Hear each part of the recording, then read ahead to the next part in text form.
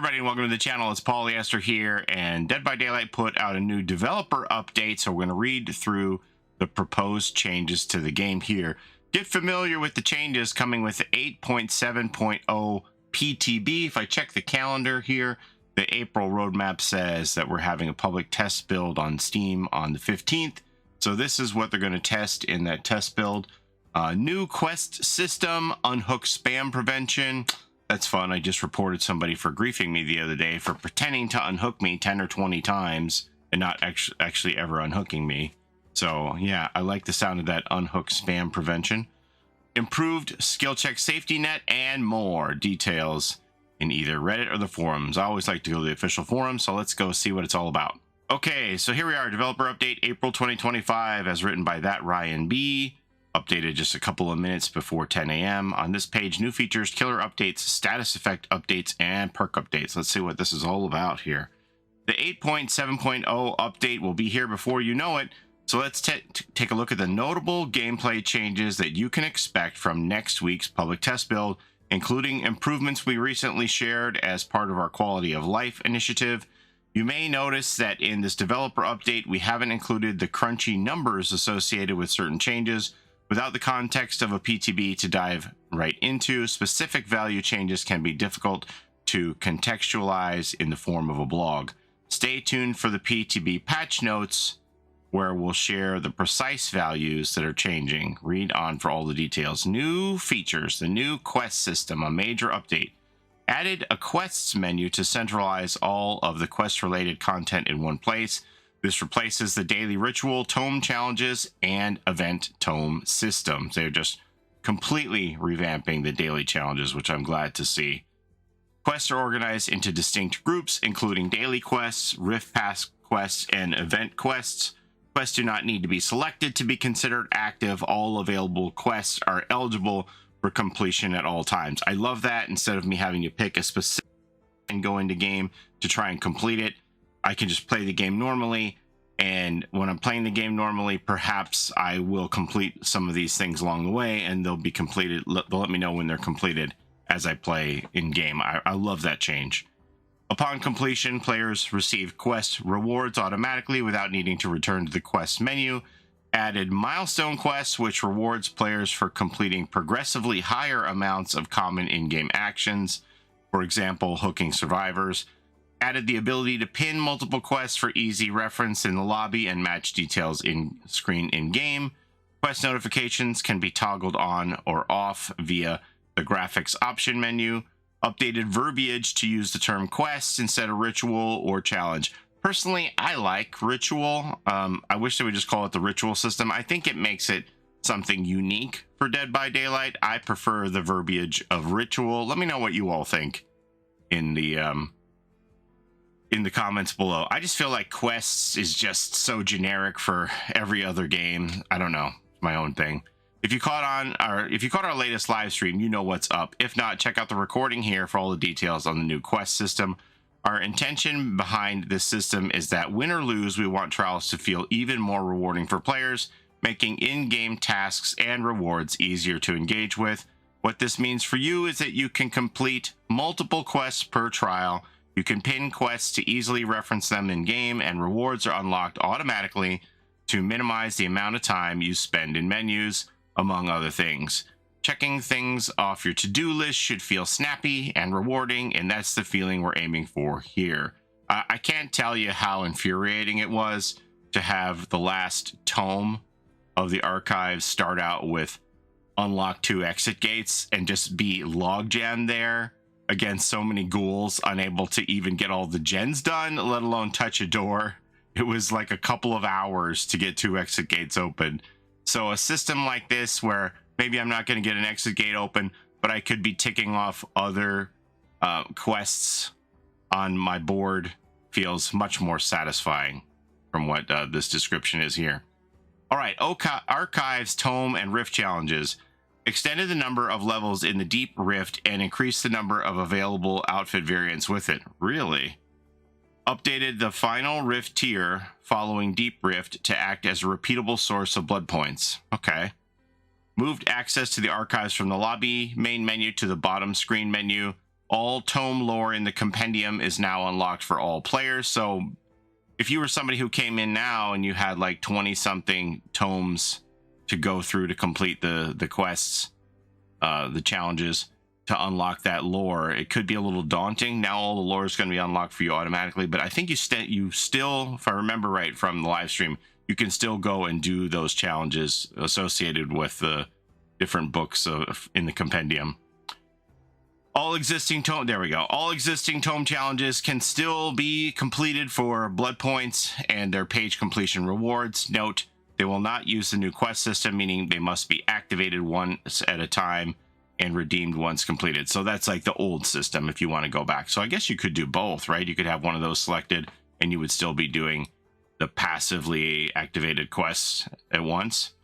Alongside the new quest system, we've also adjusted some of the game's other menus and features. With the Rift, we're really excited about how quests will make progression more streamlined and are happy to share that we're adding even more content into the Deep Rift to spice up those level ups. While the archives and compendium will remain accessible in-game, Rift progression moving forward will be handled through the quests menu, so you'll likely see less of these legacy spaces. As a fitting way to show our respect for them, previous tomes and their challenges will remain available for you to work through, and all the lore is unlocked to let you walk down memory lane.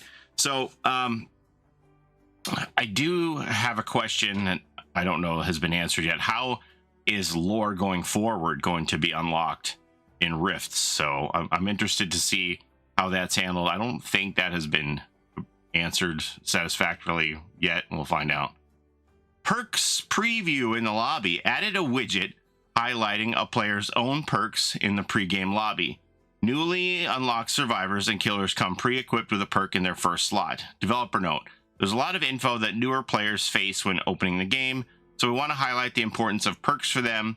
This widget uses a visual effect to let players know if they have unused perk slots, making it easy to jump to that single click.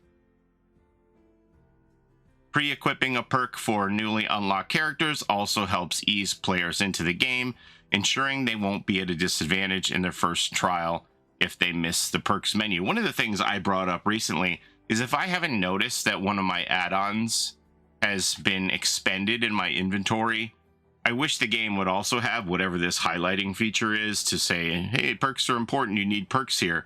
I wish it also had that effect to show me, hey, you ran out of this add-on that you like using. Do you want to continue to search for a game?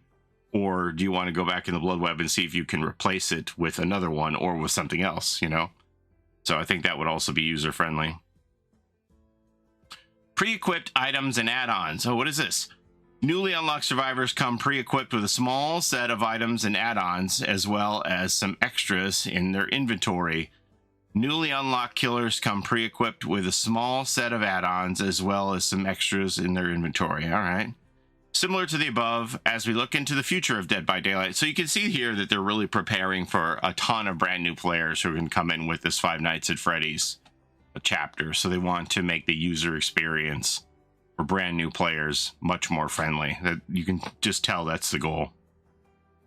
Similar to the above, as we look to the future of Dead by Daylight, it's important that we reevaluate players' first steps within the game. It's not always clear that they should check a newly unlocked character's loadout before entering a trial.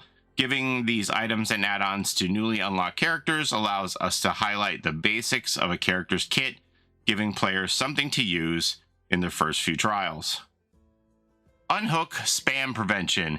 Each survivor can attempt to unhook another survivor 3 times. On the next attempt, they cannot cancel this interaction. Each survivor's individual unhook attempt count resets when the hooked survivor exits the hooked state. It's not lost on us that unhooking can be used by survivors to grief others. Raise your hand if you have been griefed by Regina George with spam unhooking. While we know that there can be strategic reasons to cancel an unhook, this isn't something that should be occurring over and over. Yeah, I get that. Like if you want to do a pump fake and get the killer to hit you and then somebody else comes in and actually completes the unhook, that is a necessary strategy. So they tried this one other time and they made it so that like when anybody went to unhook you, you couldn't stop it, and that got rid of the strategy of the pump fake and let somebody else unhook you. This, now that you have 3 tries, is more than enough to dumb down the griefing, as well as keep those strategies for saving in play. By setting a limit on this action before it becomes uninterruptible, our goal is to ensure that well-meaning players have the flexibility to change their tactics on the fly, while also preventing others from using this action for griefing purposes. Love that change. Improved skill check safety net. Added an additional window of time in which a skill check will be nullified when letting go of an action as the skill check pops up. Oh, okay. So like, have you had those times where you're letting go of the gen because you want to go do something, and just in that instance, the entity decided to give you a skill check, so you automatically fail it? Yeah. We've all been there. You get off a generator just a fraction too late, and boom, you trigger a failed skill check. As a result of your feedback, we've added a slightly extended grace period for letting go of generators and healing actions. This should help reduce the frustration of a rogue skill check alerting the killer without being so generous that you can be careless with your actions. Love that change too. Killer updates for the Houndmaster. Decreased the dog's chase command vault speed and increased blood point rewards for all devious scoring events. When vaulting, Snug feels a little fast given how his animation plays out. This can feel off and leave survivors with very little time to react. We've decreased Snug's vault speed slightly to better match his animation, while giving survivors a little more flexibility while being chased around pallets. We've also seen your feedback that the Houndmaster's blood point rewards need a little buff. We've doubled the reward values of all her deviousness scoring events to help bring this in line. Status effect updates. Haste and hindered stacking. Haste no longer stacks with other haste effects. Oh boy. Interesting. Hindered no longer stacks with other hindered effects. Updated status effect widgets to display current haste and hindered values. This can be disabled in the game options. The values, like it'll tell us the speed, or yeah, the speed debuff or increase. Be interesting to see.